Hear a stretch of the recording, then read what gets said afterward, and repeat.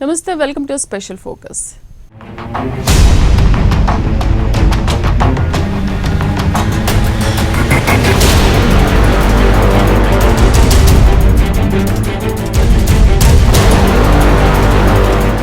Corona rapid test కిట్ల పేరిట కమిషన్లు దండుకుంటున్నారు.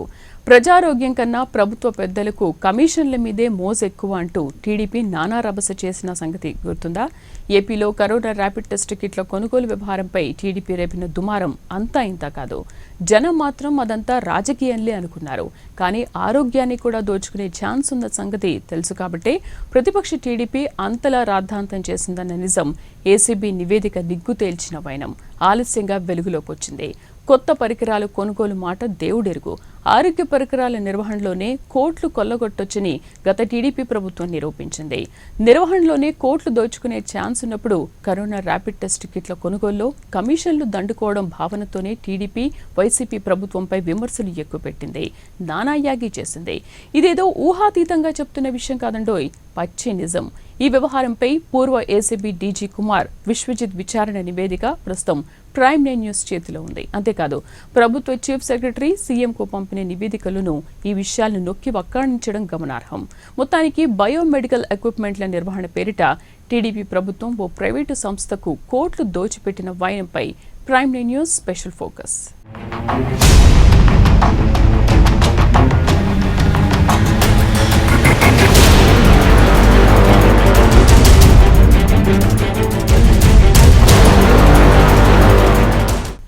ఓవైపు కొత్తగా ఏర్పడిన రాష్ట్రం, మరోవైపు లోటు బడ్జెట్. ఎంత పకడ్బందీగా పాలన సాగిస్తే తప్ప ప్రజా సంక్షేమానికి పెద్దపీట వేయలేం. ఖర్చు పెట్టే ప్రతి పైసా ఆచితూచి ఖర్చు పెట్టాల్సిన పరిస్థితిలో ఏపీ ఉంటే, నవ్యాంధ్రప్రదేశ్ ఏర్పడిన తర్వాత గద్దెనెక్కిన టీడీపీ ప్రభుత్వం ఆడంబరాలకు పోయింది, దుబారా ఖర్చు చేసింది. అంతేకాదు సంక్షేమం, ఆరోగ్యం మాటున అయిన వాళ్లకు, ఆశ్రితులకు కోట్లు దోచిపెట్టింది. అందినంత దోచుకో, భద్రంగా దాచుకో అన్నట్లు వ్యవహరించింది. ఇదేమీ వేం చెబుతున్న మాటలు కాదు, సాక్షాత్తు కాగ్ నివేదిక వెల్లడించిన విషయాలు. అదంతా ఒక ఎత్తైతే ప్రజారోగ్యాన్ని సైతం ఓ ప్రైవేటు సంస్థకు దోచిపెట్టిందంటే పరిస్థితి ఏమిటో అర్థం చేసుకోవచ్చు. అయితే ఇప్పుడు మాత్రం అధికార పార్టీ దోచుకుంటుందంటూ గొంతు చించుకుంటుంది, కోడై కూస్తోంది. ఇక అసలు విషయానికి వద్దాం.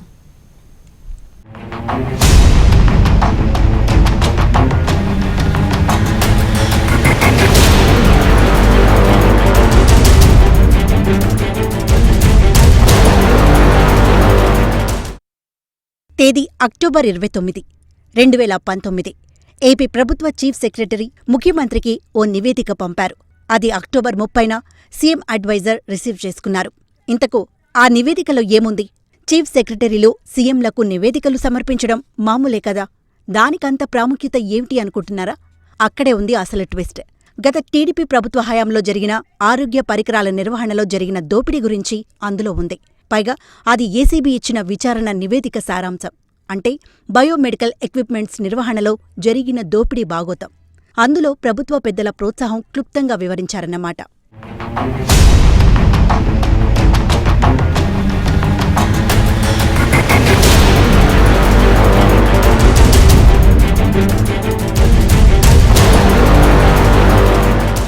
ఏంటి, పరికరాల నిర్వహణలో కోట్లు ఎలా కాజేశారని ఆలోచిస్తున్నారా? అదే కదా, అంతా గుట్టుగా సాగిపోయింది వ్యవహారం. అందుకే కోర్టు జోక్యం చేసుకోవాల్సి వచ్చింది.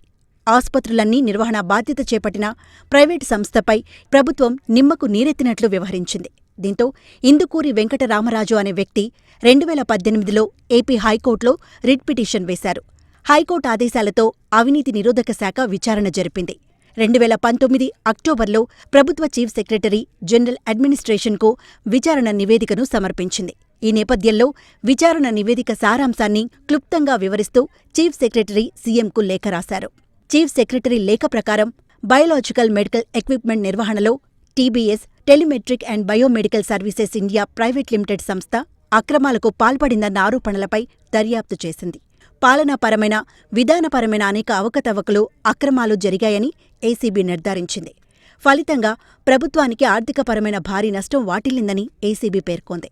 ప్రభుత్వ ఆసుపత్రుల్లోని బయోమెడికల్ ఎక్విప్మెంట్ నిర్వహణలో ఉద్దేశపూర్వకమైన ఆర్థిక అవకతవకలకి పాల్పడ్డారని ఏసీబీ తేల్చింది.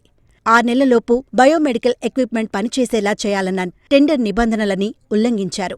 మొబిలైజేషన్కు అడ్వాన్స్గా నిధులు విడుదల చేశారు.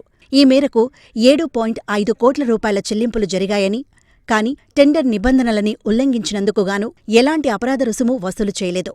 విడుదల చేసిన నిధుల నుంచి దానికి తగ్గ మొత్తాన్ని మినహాయించలేదు.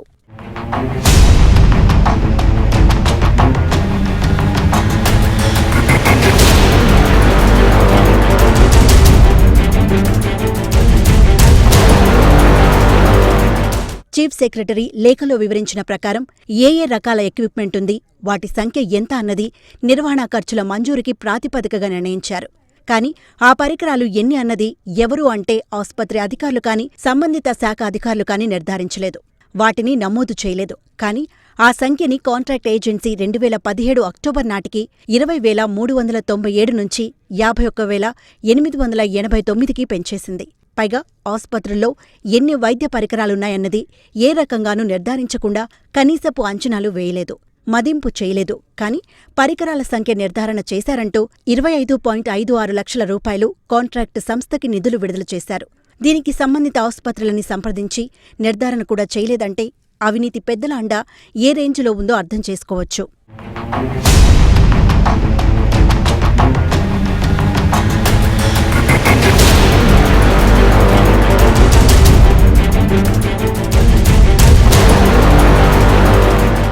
ఇక సంబంధిత శాఖలో ఇలాంటి అవకతవకల నిర్ధారణకి గాను ఎలాంటి వ్యవస్థాపన లేదు.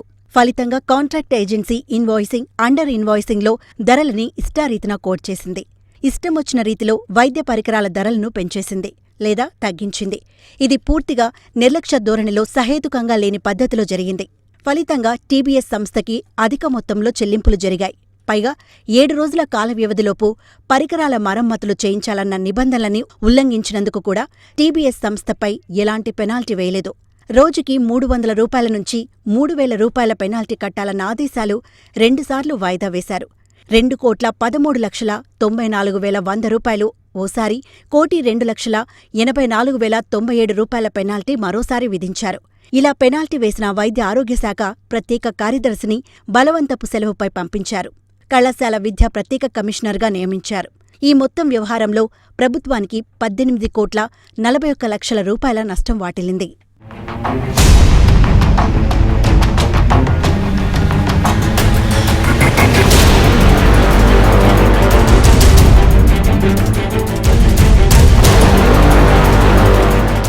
మరోవైపు బిల్లులు మంజూరు చేసిన ఆసుపత్రులు, హెల్త్ సెంటర్లు ఏ దశలోనూ టీబీఎస్ సేవలతో సంతృప్తి చెందామని సర్టిఫికెట్లు ఇవ్వలేదు.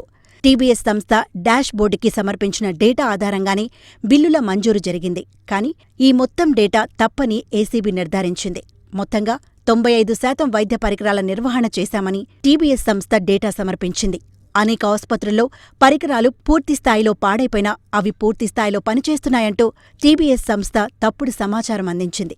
మరోవైపు బయోమెడికల్ ఎక్విప్మెంట్ నిర్వహణ కార్యక్రమం నోడల్ అధికారి 2018 ఆగస్టు 8వ తేదీన లిఖితపూర్వక సమాచారమిచ్చారు. వైద్య పరికరాల ట్యాగింగ్ పూర్తిస్థాయిలో జరగలేదని ఆ స్టేట్మెంట్లో పేర్కొన్నారు.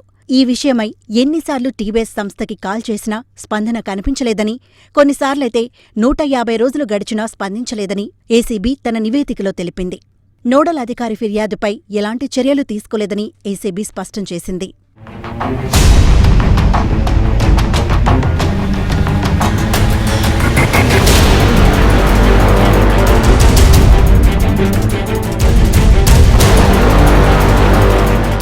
మరో విశేషం ఏమిటంటే వైద్య పరీక్షల నిర్వహణకి, మరమ్మతులకి సంబంధించి ఎలాంటి పర్యవేక్షణ వ్యవస్థని టీబీఎస్ సంస్థ ఏర్పాటు చేయలేదు.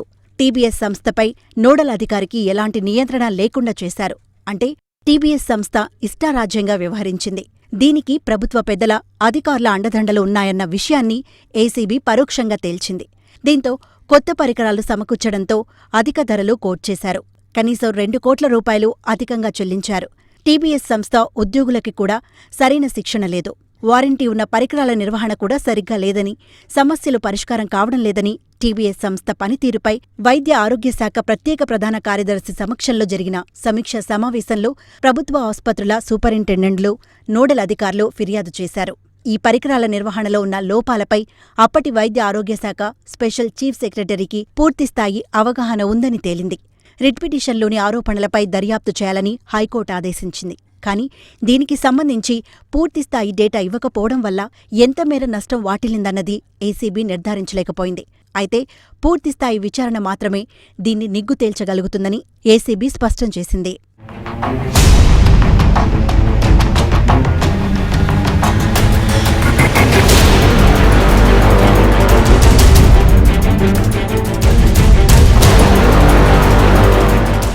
మరోవైపు టీబీఎస్ సంస్థతో పాటుగా ఈ వ్యవహారంతో సంబంధం ఉన్న అధికారులందరిపై సీఐడీ ద్వారా క్రిమినల్ కేసులు నమోదు చేయాలని ఏసీబీ సిఫారసు చేసింది. పై విషయాలన్నింటినీ చీఫ్ సెక్రటరీ ప్రభుత్వానికి తన నివేదికలో పొందుపరిచారు. ఏసీబీ సిఫారసు చేసిన ప్రకారం హైకోర్టు ఆదేశాల మేరకు సీఐడీ ద్వారా కేసు నమోదు చేసి దర్యాప్తు చేయించాలని కోరడం నివేదికలోని కొసమెరుపు. ఎందుకంటే ఏసీబీ 18 కోట్ల రూపాయల నష్టం మాత్రమే తేల్చగలిగింది. పూర్తిస్థాయి విచారణ జరిగితే మరి ఇంకెంత దోపిడీ జరిగిందో నిగ్గు తేలుతుంది.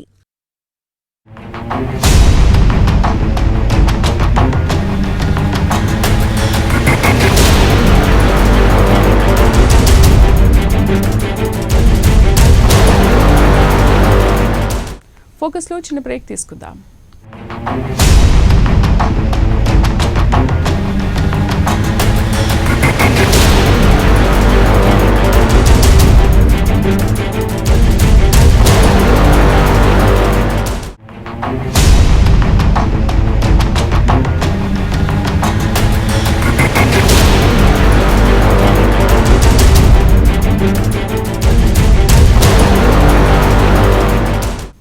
Welcome back to focus.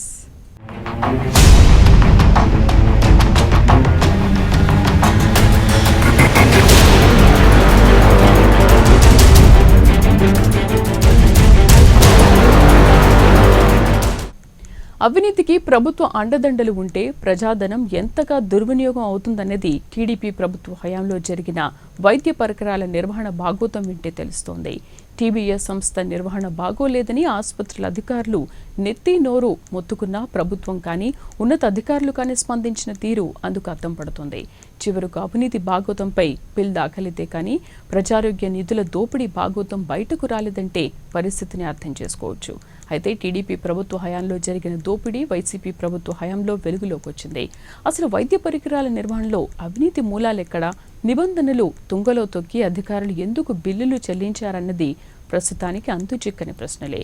ACB సూచించినట్లు అవినీతి అధికారులపై కేసులు నమోదు చేసి సీబీఐతో విచారణ సాగిస్తే తప్ప అందులోని అవినీతి మూలాలు వెలుగులోకి వచ్చేలా లేవు. ఈ నేపథ్యంలో ఈ అవినీతి బాగోదంపై ఏసీబీ విచారణలో వెలుగు చూసిన నిజాలేంటో ఒలుక్కేద్దాం.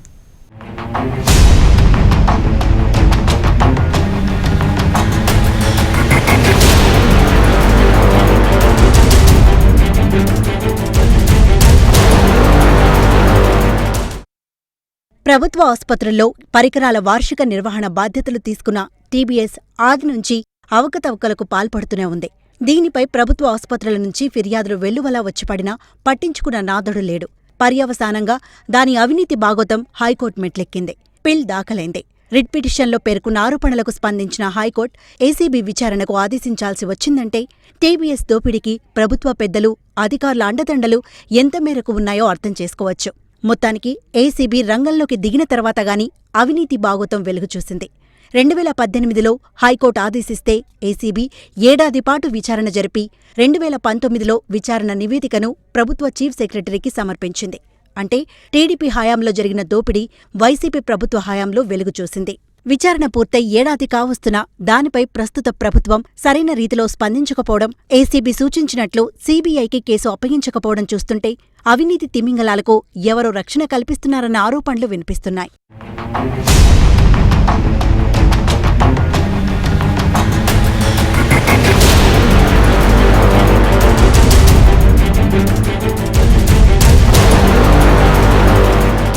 ఏసీబీ నివేదిక ప్రకారం అప్పటి టీడీపీ ప్రభుత్వం చేపట్టిన పథకం ఉద్దేశం ప్రభుత్వ ఆసుపత్రుల్లో పనిచేయని పరికరాలను బాగుచేయడం, పనిచేస్తున్న పరికరాలకు వార్షిక నిర్వహణ చేయడం, ప్రతి పరికరానికి ట్యాగ్ వేయడం.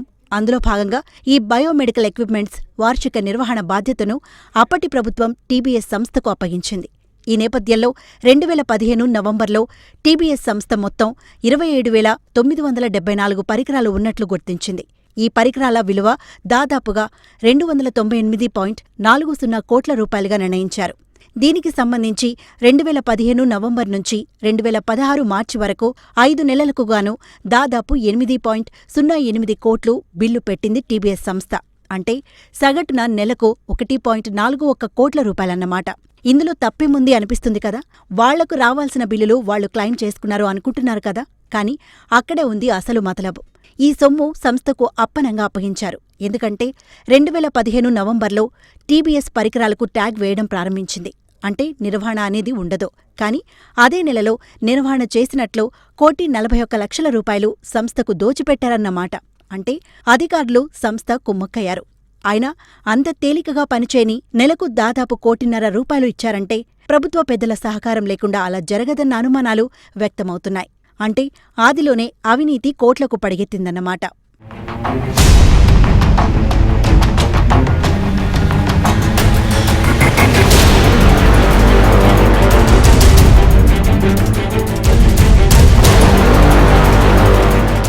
అటు ప్రభుత్వ పెద్దల సహకారం, ఇటు అధికారుల అండదండలు దండిగా ఉండటంతో టీబీఎస్ సంస్థ దోపిడీకి అడ్డు అదుపు లేకుండా పోయింది.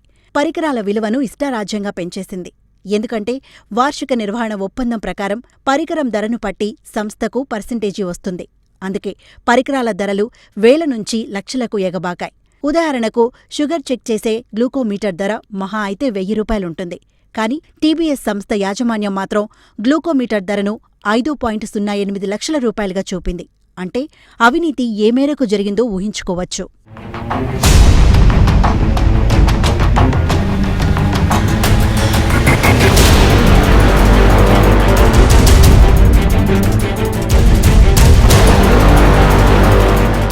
హైకోర్టు ఆదేశాల మేరకు ఏసీబీ జరిపిన విచారణలో కళ్లు బైర్లు కమ్మే నిజాలు వెలుగుచూశాయి. 2015 ఫిబ్రవరిలో ఏపీ ప్రభుత్వం ప్రభుత్వ ఆసుపత్రుల్లోని బయోమెడికల్ పరికరాల వార్షిక నిర్వహణ కోసం టెండర్లు ఆహ్వానించింది. ఈ నేపథ్యంలో టీబీఎస్ సంస్థ టెండర్ను దక్కించుకుంది. ప్రభుత్వ నిబంధన ప్రకారం పరికరం మొత్తం విలువలో 7.45% సర్వీస్ ఛార్జ్ సంస్థకు ప్రభుత్వం చెల్లించాల్సి ఉంది. ఈ లెక్కన 11 ప్రభుత్వ జనరల్ ఆసుపత్రులు, 9 జిల్లా ఆసుపత్రులు, 33 ఏరియా ఆసుపత్రులు, 201 కమ్యూనిటీ ఆసుపత్రులు, 1,061 ప్రైమరీ హెల్త్ సెంటర్లలో వైద్య పరికరాలు నిర్వహణ బాధ్యతను టీబీఎస్ సొంతం చేసుకుంది.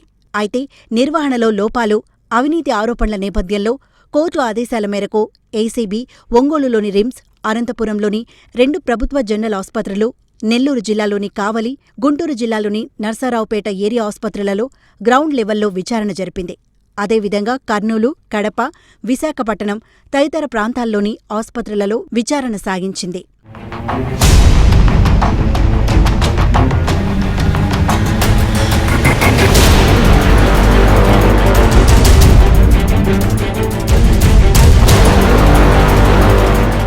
ఈ సందర్భంగా కర్నూలు, నెల్లూరు జనరల్ ఆసుపత్రులు, ఒంగోలులోని ప్రకాశం రిమ్స్, తూర్పుగోదావరి పీహెచ్సీ, విజయనగరం పీహెచ్సీలోని గ్లూకోమీటర్ విలువను టీబీఎస్ పర్సెంటేజ్ కక్కుర్తితో 5 లక్షల రూపాయల పైచిలుకుగా చూపించింది.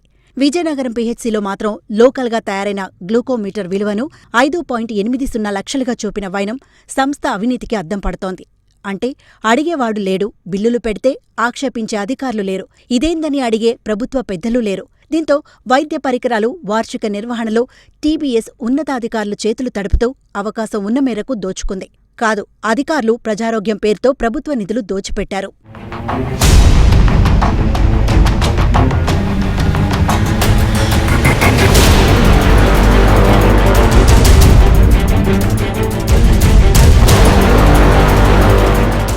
మరోవైపు నిర్వహణ అవసరం లేని, నిర్వహణ పరిధిలోకి రాని పరికరాల విషయంలో సైతం టీబీఎస్ సంస్థ తన చేతివాటం ప్రదర్శించింది.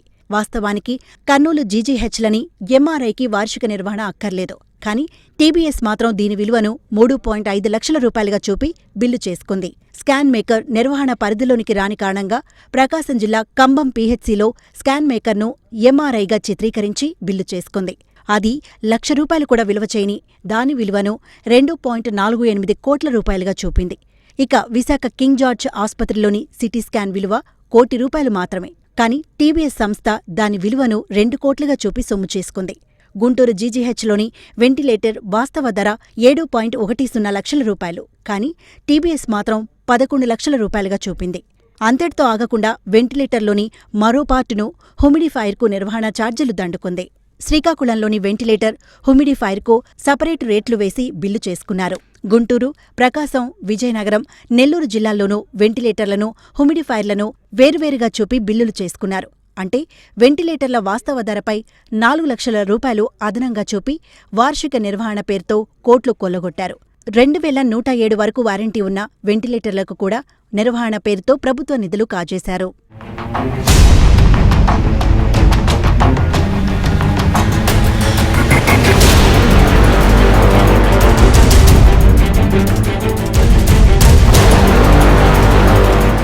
మొత్తానికి విలువ పెంచి చూపడం, మొదట చూపిన పరికరాల సంఖ్య ఏకంగా రెట్టింపు కావడం, వెంటిలేటర్లు లాంటి పరికరాల విషయంలో 2గా చూపి ధరలు నిర్ణయించడం, నిర్వహణ అవసరం లేని పరికరాలకు పనికిరావని మూలకేసిన పరికరాలను నిర్వహణ కింద చూపడం, ఇలా తప్పుడు లెక్కలు చూపిన టీబీఎస్ సంస్థ ప్రజారోగ్యం కోసం వెచ్చించిన కోట్లాది రూపాయలు దండుకుంది.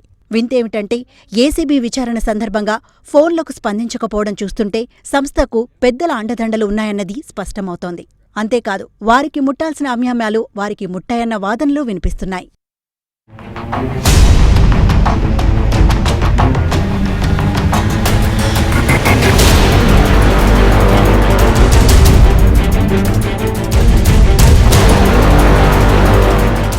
నిబంధనలకు విరుద్ధంగా నిధులు కాజేస్తున్న నిర్వహణ లేని పరికరాలకు వెంటిలేటర్ యూనిట్ను 2 పరికరాలుగా చూపి బిల్లులు చేసుకుంటున్న పర్సెంటేజీల కోసం పరికరాల ధరలను వేల నుంచి లక్షలుగా చూపుతున్న అధికారులు ఎందుకు బిల్లులు చెల్లించినట్లు, టీబీఎస్ సంస్థ ఆరోగ్య నిధులను దోచేస్తున్నా ఎందుకు నిమ్మకు నీరెత్తినట్లు వ్యవహరించినట్లు, పెనాల్టీ వేసిన అధికారిని ప్రభుత్వం ఎందుకు బలవంతంగా లీవ్పై పంపినట్లు, నిబంధనలకు విరుద్ధంగా ట్యాగింగ్ టైంలో టీబీఎస్ బిల్లులు క్లెయిమ్ చేస్తుంటే సదరు అధికారిని ఎందుకు మౌనం వహించినట్లు, తనకు ముట్టాల్సింది ముట్టలేదా, టీబీఎస్ సంస్థ వెనుక ప్రభుత్వ పెద్దల అండ దండిగా ఉన్నట్లా, పైగా ఏడాది క్రితమే ఏసీబీ నివేదిక సమర్పించినా ప్రస్తుతం ప్రభుత్వం ఎందుకు స్పందించడం లేదు, లేకపోతే టీబీఎస్ సంస్థ కొమ్ము కాసిన అధికారులే ప్రస్తుత ప్రభుత్వంలో కీ రోల్ పోషిస్తున్నందుకు సర్కార్ను ఈ విషయంలో తప్పుదో పట్టిస్తున్నారా, అసలు ప్రజారోగ్యం దోచిపెట్టినా ప్రభుత్వం పట్టించుకోకపోవడం ప్రస్తుతం హాట్ టాపిక్.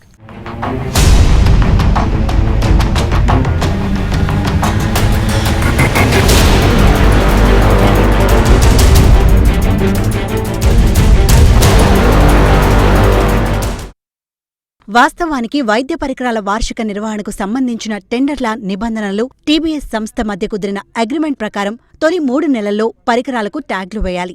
ఆ తర్వాత 3 నెలల్లో ఆపరేషన్స్ పూర్తి చేయాలి. ఇక ఆ తర్వాతనే బిల్లులు చేసుకోవాల్సి ఉంటుంది. కానీ 2015 నవంబర్ నుంచే టీబీఎస్ సంస్థ బిల్లుల క్లెయిమ్ చేస్తోంది. అంతేకాకుండా ప్రాజెక్టును ప్రారంభించడానికి ముందు 16,000 పైచిలకు పరికరాలు పనిచేయడం లేదని గుర్తించారు. వీటిలో కొన్ని పరికరాలు బియాండ్ ఎకనామిక్ రిపేర్గా అంటే బీఈఆర్గా గుర్తించారు. మిగిలినవి రిపేర్ చేయగలమని సంస్థ ప్రభుత్వానికి తెలిపింది. ఆదిలో 20,397 పరికరాలను గుర్తించిన కాంట్రాక్ట్ ఏజెన్సీ 2017 అక్టోబర్ నాటికి 51,889కి పెంచేసింది. అయినా అధికారులు ఇదేంటని అడిగిన పాపాన పోలేదు. అంటే కాంట్రాక్ట్ ఏజెన్సీకి ఉన్నతాధికారులు వంతపాడారు. తానా అంటే తందానా అన్నారు. దీనికి తోడు టీబీఎస్ సంస్థపై నోడల్ అధికారికి ఎలాంటి నియంత్రణ లేకుండా చేశారు. అంటే ప్రభుత్వ పెద్దల సహకారంతోనే టీబీఎస్ ఆగడాలు సాగాయని అర్థమవుతుంది.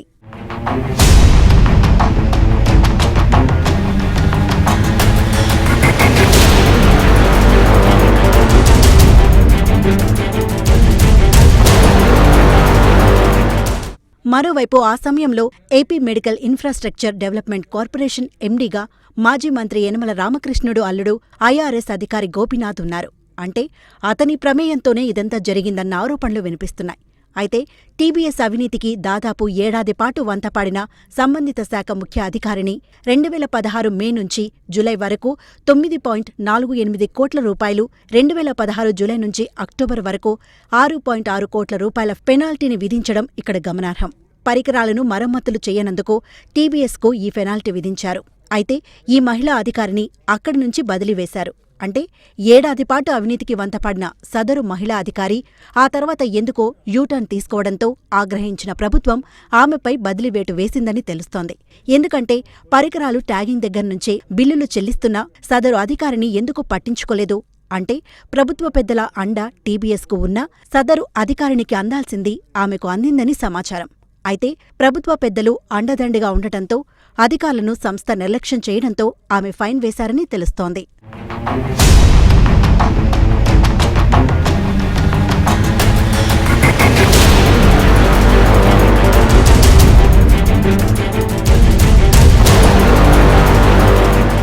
ప్రస్తుతం వైసీపీ ప్రభుత్వం కరోనా ర్యాపిడ్ టెస్ట్ కిట్ల విషయంలో అవినీతి జరిగిందంటూ గగ్గోలు పెడుతున్న ప్రభుత్వం సదరు ఉన్నతాధికారిని 2 సార్లుగా దాదాపు 16 కోట్ల రూపాయల పెనాల్టీ విధిస్తే ఆమెను ఎందుకు బదిలీ చేసినట్లు, పైగా తాము అధికారంలో ఉన్నంతకాలం టీబీఎస్ నుంచి ఎందుకు వసూలు చేయలేదు అన్నది ఇక్కడ చర్చనీయాంశం. ఈ నేపథ్యంలో సదరు సంస్థతో ప్రభుత్వం లాలూచీ పడిందన్న ఆరోపణలు వినిపిస్తున్నాయి. పరికరాల కొనుగోలును తప్పుపడుతున్న టీడీపీ తమ హయాంలో పరికరాల నిర్వహణ కోసం ఓ ప్రైవేటు సంస్థకు కోట్ల రూపాయల ప్రజారోగ్య నిధులను దోచిపెట్టిందన్నది ఏసీబీ విచారణలో వెలుగుచూసిన పచ్చి నిజం.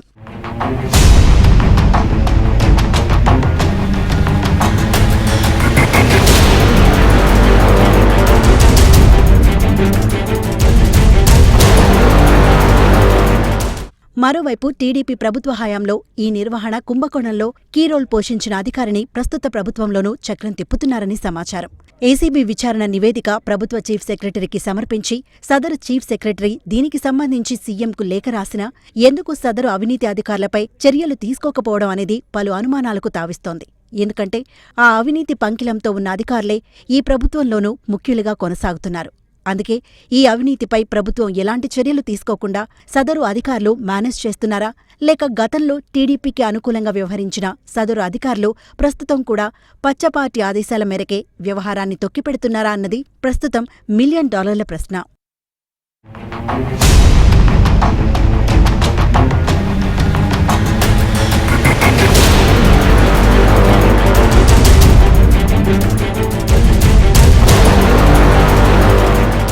చూశారు కదండి, మొన్న ట్రైకార్ కుంభకోణం, ప్రస్తుతం వైద్య పరికరాల కుంభకోణం. ట్రైకార్ కుంభకోణంతో సంబంధం ఉన్న అధికారులే ప్రస్తుతం ఆ సంస్థలో చక్రం తిప్పుతున్నారు. వైద్య పరికరాల అవినీతితో పనివేసుకున్న అధికారులు ప్రస్తుతం ప్రభుత్వంలో ముఖ్యులుగా చలామణి అవుతున్నారు. ఈ విషయంలో వైసీపీ ప్రభుత్వం ఎందుకు స్పందించడం లేదన్నది సవాలక్ష సందేహాలకు తావిస్తోంది. అదే సమయంలో కరోనా మహమ్మారితో సతమతమవుతున్న సర్కారు ప్రస్తుతానికి వాటిని పక్కన పెట్టి ముందు చర్యలకు ఉపక్రమిస్తుందన్నది కూడా ప్రశ్నార్థకమే. భవిష్యత్తులో ఏం జరుగుతుందో, ప్రభుత్వ స్పందన ఎలా ఉంటుందో తెలియాలంటే కరోనా కష్టం కడతేరే వరకు వేచి చూడాల్సిందే. ఇది వాళ్ళ స్పెషల్ ఫోకస్. నమస్తే.